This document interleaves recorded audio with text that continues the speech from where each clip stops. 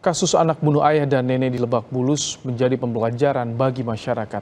Polisi masih mendalami motif dan memberikan pendampingan kepada sang anak. Untuk mengetahui lebih lanjut mengenai kasus ini, kita akan bahas. Sudah bergabung bersama kami, Komisioner Komisi Perlindungan Anak Indonesia Dian Sasmita dan juga psikolog klinis Liza Marieli Japri. Selamat petang, Mbak Dian, Mbak Liza. Selamat petang, Ibrahim.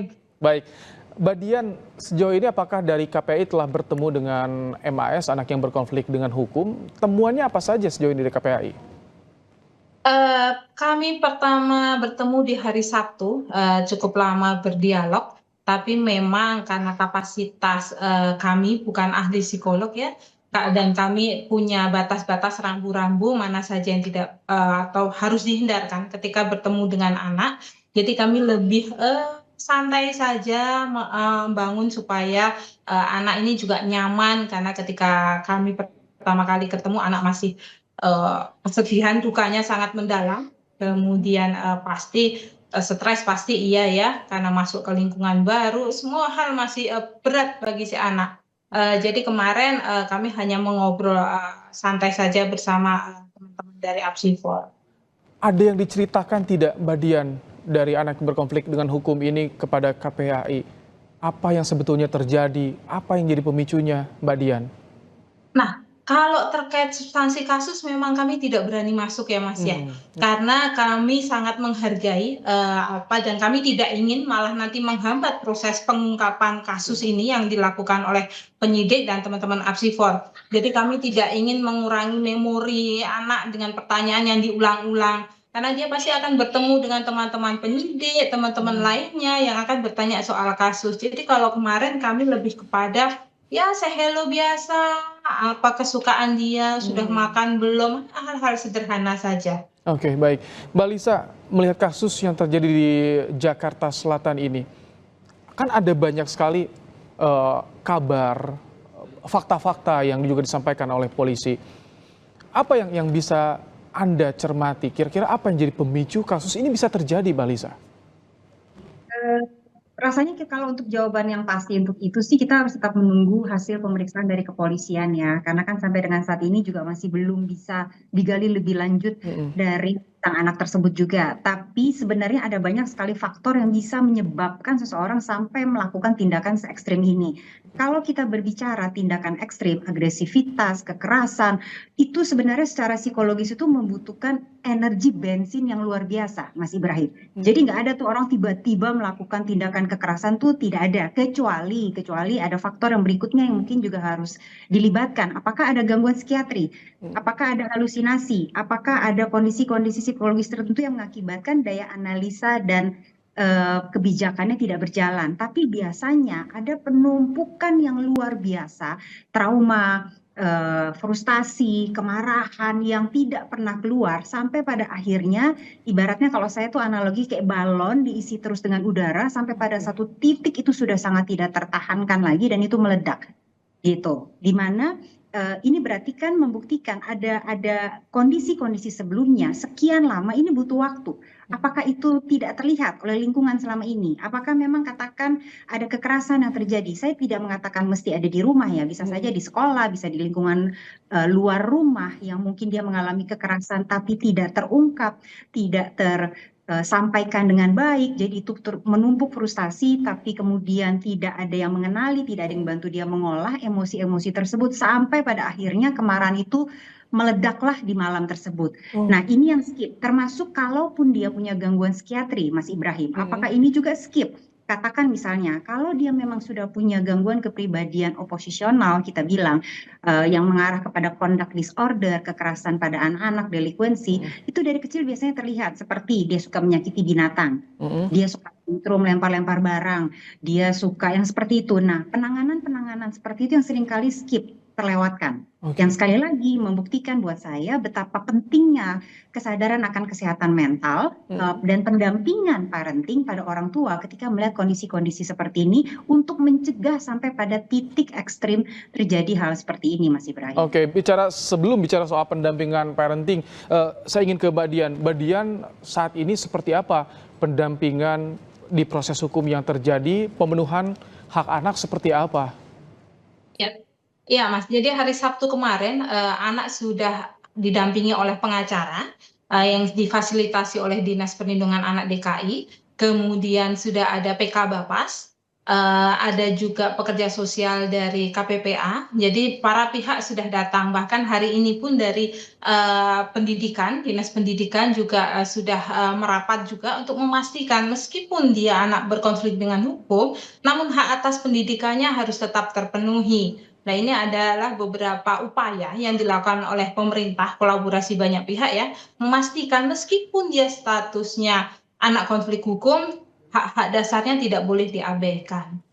Oke, kalau untuk proses hukum kan ada pelimpahan berkas kepada kejaksaan. Kami ingin konfirmasi ini memakan waktu yang lebih pendek daripada Betul. pidana yang bukan untuk anak, Mbak Dian. Betul sekali. Jadi kalau prosesnya atau status anak ditahan itu hanya 7 hari di kepolisian dapat diperpanjang 8 hari. Artinya hanya 15 hari saja semua berkas itu harus sudah lengkap dan dilimpahkan ke kejaksaan. Jadi ini memang teman-teman penyidik ini sedang bekerjaan waktu. Teman-teman PK Bapas juga bekerjaan menyusun litmas Bapas, pekerja sosial juga Lapsos, Apsifor juga semua. Jadi ini kayaknya maraton semua karena mengejar waktu, batas waktu.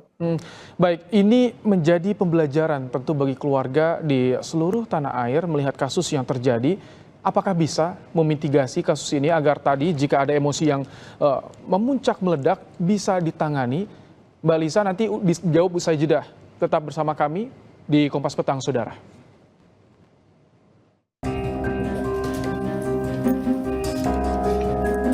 Untuk ibunya nanti kita ambil keterangan, cuman kan tidak mungkin dengan kondisi yang sekarang. Jadi tanpa keterangan ibunya pun ya kita sudah bisa sampai detik ini menentukan posisi anaknya ini sebagai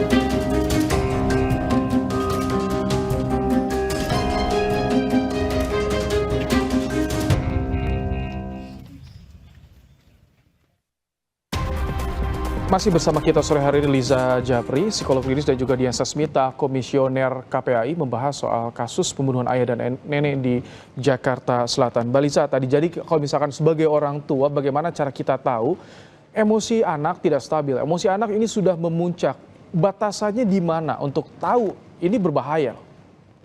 Gini Mas Ibrahim, kita mundur dulu ya. Anak itu sebenarnya cara belajarnya adalah menyerap dan mengamati dan mengobservasi lingkungan sekitar.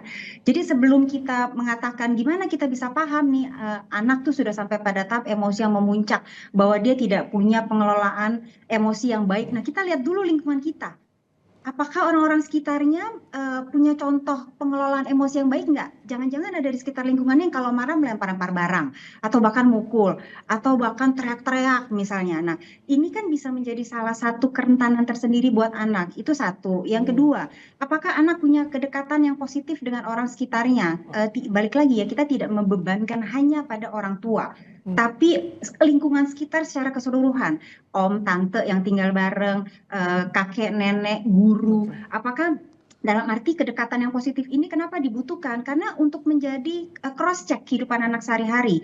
Apa yang ditonton sama dia? Itu apa yang dibaca?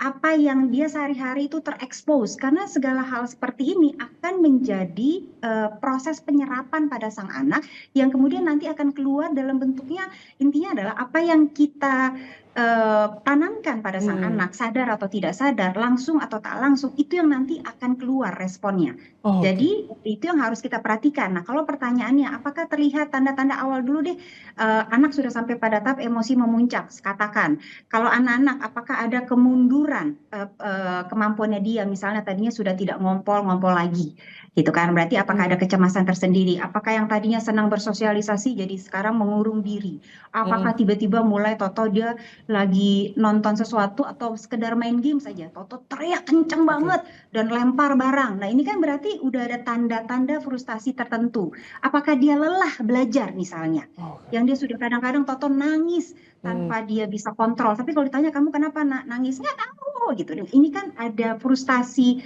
yang mampet nih, emosi yang tidak keluar dengan baik, yang orang tua, orang dewasa sekelilingnya itu harus belajar untuk mengeluarkan itu, mengelola itu dengan itu yang harus disadari oleh orang tua, harus peka apa yang dirasakan oleh anak.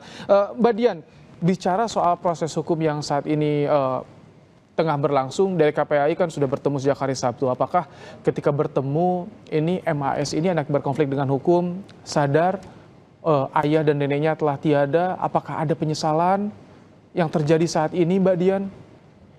Kalau penyesalan pasti ya, tapi kalau kami kemarin benar-benar tidak berani masuk ke pertanyaan apa yang sudah terjadi kemarin. Kamu kemarin ngapain? Apa perasaanmu atas kejadian kemarin? Kami benar-benar menjaga itu. Karena kami tahu bahwa kondisi anak ini masih sangat rapuh sekali. Nggak mungkin kami bebani dengan tambahan pertanyaan-pertanyaan itu. Tapi dari sikap si anak, kelelahan itu sikap dan ekspresi kelelahan itu tampak dan duka itu sangat tampak sekali.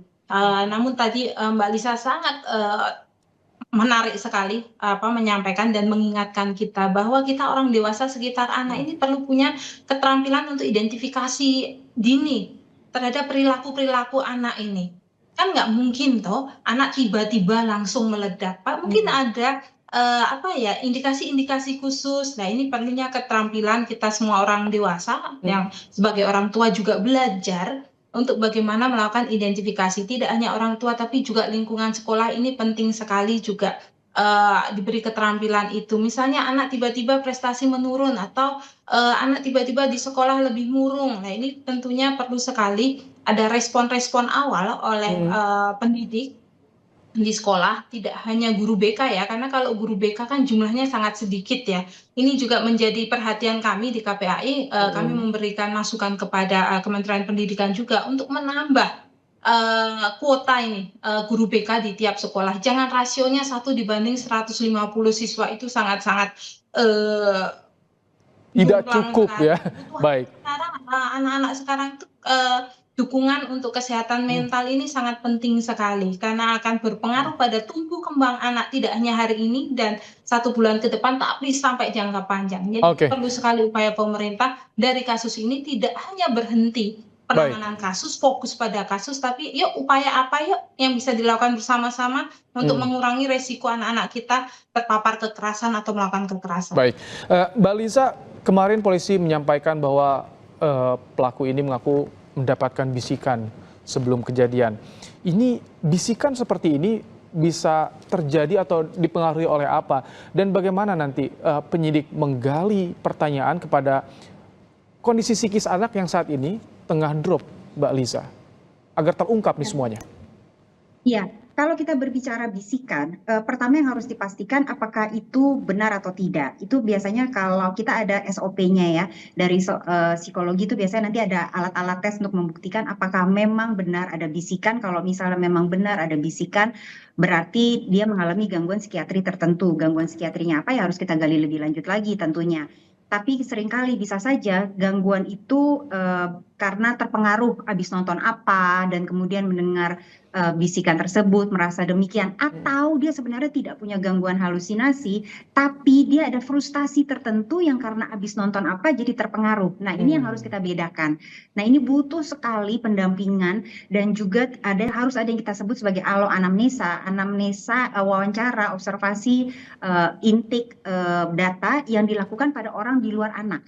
Bagaimana dia sehari-hari? Misal, kalau memang betul dia punya gangguan halusinasi, mungkin dulu-dulu sudah pernah terungkap, misalnya dengan temannya dia ngomong misalnya, kemarin Tuhan ngomong sama aku. Nah, itu kan sudah ada tuh sama gurunya. Tadi malam aku ngobrol dong sama Tuhan. Nah, gitu kan, ini Tuhan bicara sama aku gitu, dalam kondisi yang bukan hanya sekedar lagi berdoa ya, tapi dia meyakini benar-benar mendengar suara Tuhan dan itu sudah pernah terungkap sebelumnya. Oh, berarti benar dia kecenderungannya sangat besar punya gangguan halusinasi misalnya.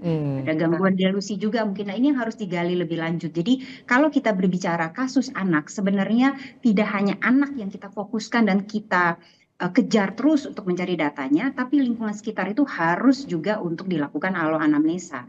Oke, baik. Terima kasih Mbak Liza Marieli Japri, psikolog klinis, dan juga Dian Sasmita, anggota komisioner KPAI, telah bergabung dalam program Kompas Petang sore hari ini.